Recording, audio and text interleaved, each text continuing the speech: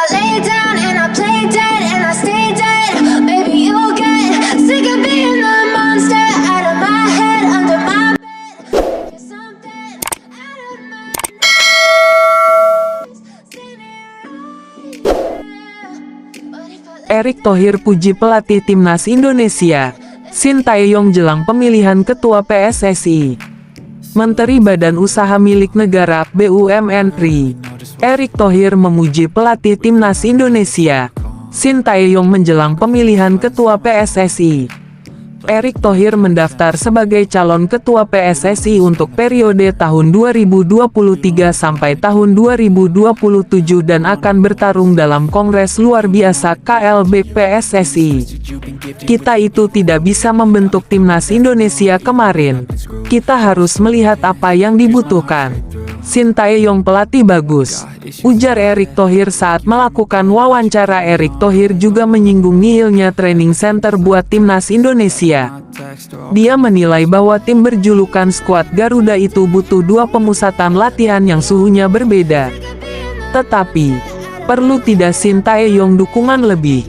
Perlu. Lalu, kita juga tidak mempunyai training center buat timnas Indonesia, ungkap Erick Thohir. Kalau perlu, pemusatan latihannya ada 2, yang udaranya panas dan udara yang dingin. Supaya apa? Ketika para pemain bertanding, mereka sudah adaptasi. Ada yang panas, ada yang tinggi. Katanya Erick Thohir selalu belajar dan berkaca dari Jepang yang dianggapnya berhasil dalam membangun ekosistem sepak bola yang dibuktikan lolos ke babak 16 besar Piala Dunia 2022. Lalu, tim kepelatihan Sintayong perlu tidak dilengkapi oleh orang-orang yang mendukung dia. Jangan malah jadi politik di dalamnya, jelas Erick Thohir.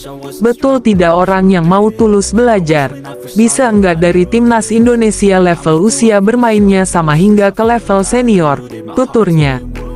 Brandon Schweineman, bek keturunan yang bisa diandalkan Sintayong di Piala Dunia dan Asia U20 2023. Anak dari mantan pelatih Persema Malang, Timo Schweineman, tersebut tampil apik dalam laga debutnya bersama PSIS Semarang. Brandon Schweineman baru saja bergabung dengan Mahesa Jenar, julukas PSIS Semarang, pada Kamis tanggal 19 Januari tahun 2023 lalu.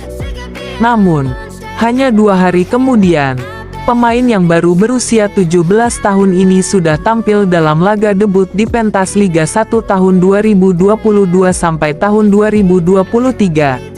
Debut pada usia 17 tahun di posisi yang sangat sedikit pelatih berani pasang, bek tengah. Tang Yu PSIS dan Coach M. Ridwan, tutur Timo dalam akun Twitternya, @koahtimo. Penampilan Brandon pada laga debutnya bisa menjadi kabar baik untuk Sintayong. Mungkin, sang pelatih asal Korea Selatan tersebut bisa mempertimbangkan anak dari Timo Seneman itu untuk memperkuat timnas Indonesia U20. Garuda Nusantara, julukan timnas Indonesia U20 memiliki 2 agenda besar pada 2023 ini. Yang pertama adalah pada Piala Asia U20 2023 yang dimainkan pada Maret tahun 2023 nanti di Uzbekistan.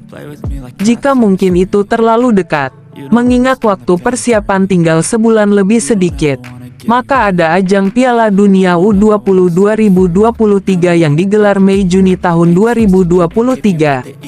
Di sini, Indonesia akan menjadi tuan rumah dan patut menyasar hasil sebaik-baiknya karena ini bisa menjadi ajang mencuri perhatian dunia.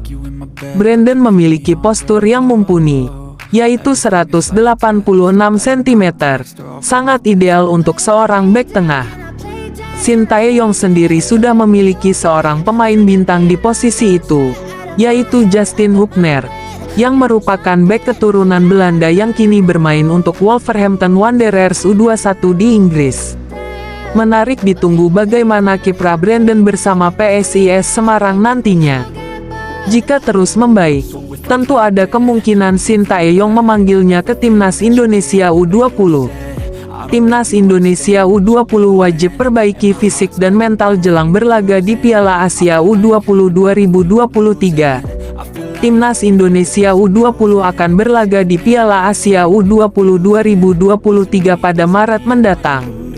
Sebelumnya, tim asuhan Sintayong lebih dahulu bakal melakukan pemusatan latihan. Sebelumnya, Garuda Muda telah menjalani serangkaian persiapan. Tim besutan Sintayong itu melakukan TC di Turki dan Spanyol pada akhir tahun 2022. Jelang 2 bulan kick-off, tentu masih banyak PR yang harus dibenahi skuad Garuda Muda.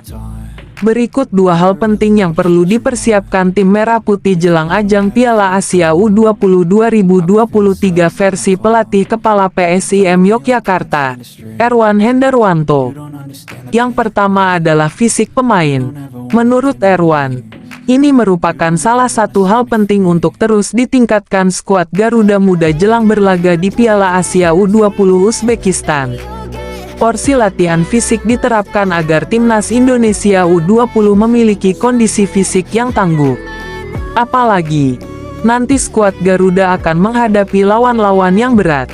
Mempersiapkan kondisi fisik supaya bisa bermain konsisten selama 90 menit dan bisa mengimbangi tim-tim besar di Asia, ujar Erwan Hendarwanto. Menurut saya itu yang paling penting. Karena problem ini kan sebetulnya terjadi juga di timnas senior. Jadi harus ada perbaikan. Selanjutnya ada mentalitas. Mentalitas dalam bertanding pemain harus terus dipupuk. Harapannya jika menghadapi tim yang levelnya lebih tinggi, skuad Garuda Muda tak gentar.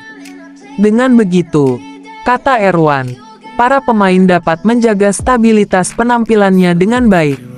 Yang kedua, menurut saya mentalitas pemain supaya bisa bermain tenang saat menyerang maupun bertahan, ucap ex-pelatih Persekat Tegal itu. Saya pikir perombakan besar justru akan memulai lagi dari nol karena harus memahamkan kembali game model yang diinginkan oleh Coach Sintayong. Jadi lebih baik tambal sedikit saja kekurangan saat TC kemarin, pungkasnya.